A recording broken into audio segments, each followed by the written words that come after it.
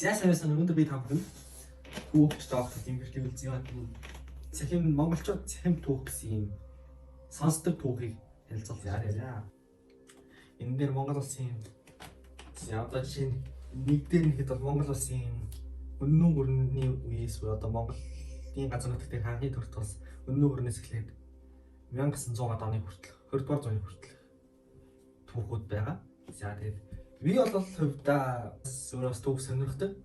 За тэгээд одоо энэ доторх танилцуулъя.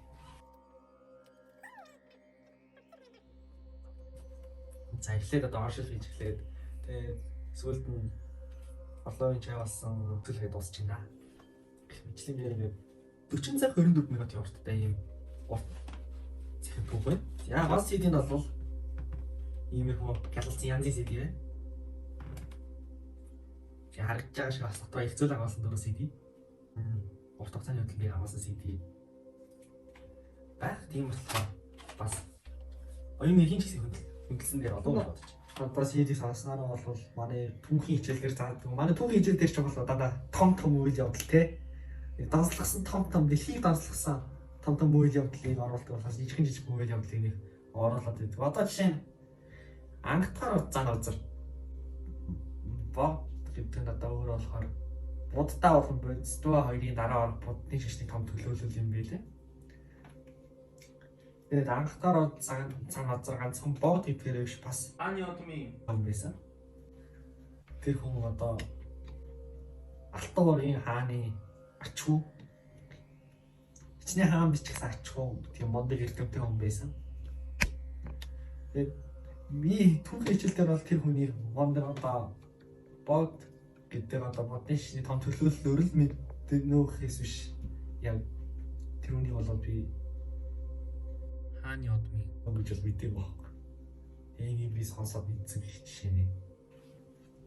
За эндээс бол намайг сонсож байгаа үед хамгийн их зүрх хөөрөж юм уу агшаасан зүйлүүд нэх юм бол яг одоо Чингис хааны үед одоо их Монгол улс байгуулагдаад хөгжиж байгаа үе болон Мантас цаатаа хоёр юм даа. Мантас цаатаа улсыг үргэлжлүүлэн Алтан хаадуудыг хаан төр бариулахын төлөө яаж зэтгсэн талаар ер нь бол сонсоод их агшсан. Яг сэтгэл жоохон хэцүү санагдсан зүйлүүд нэх юм бол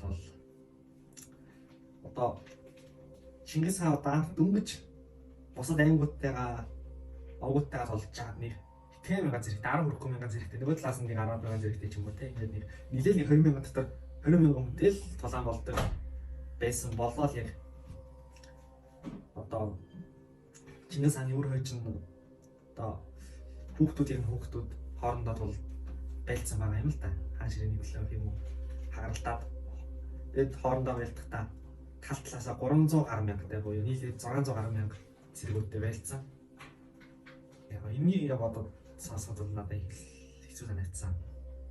Одоо өвөө нөх юм уу те Чингис хаан тэгж бараг тгээс эхлээд одоо гэр бүлийн хааны хэдэн гишүүнээс эхлээл явсаар байгаа их Монгол улсыг байгуулаад тэгээд дөрөвтүүд нь ингээд тэдний ч бутгаад алгуулж харчихна. Хэцүү. За одоо хоёр дахь нь харъя. За хоёр дахь нь одоо 1900-аас одоо 2000-аад он хүртэл 100 жилийн түүхийг харуулдаг. За бас оршил хийж эхлээд манжин дээр доройтсон гэж эхлээд өнөөгийн бидний дэлхийн ертөнцийн дуусч байна. Бас их зүйл агуулсан 4 CD байна.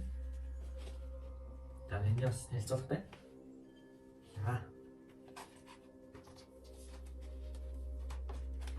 За тэгээд энийг би таны сонирхоос ирж зөвлөж байна. Тэгээд болохгүй судлаад зэрэг юм одоо зуны амралтч болж байна. Нэг 3 сарын хугацаанд өөрийнхөө түүхийнхаа мэдлийг сайжруулах гэж бодож байгаа бол тэгээд энийг зөвлөе да. За баярлалаа.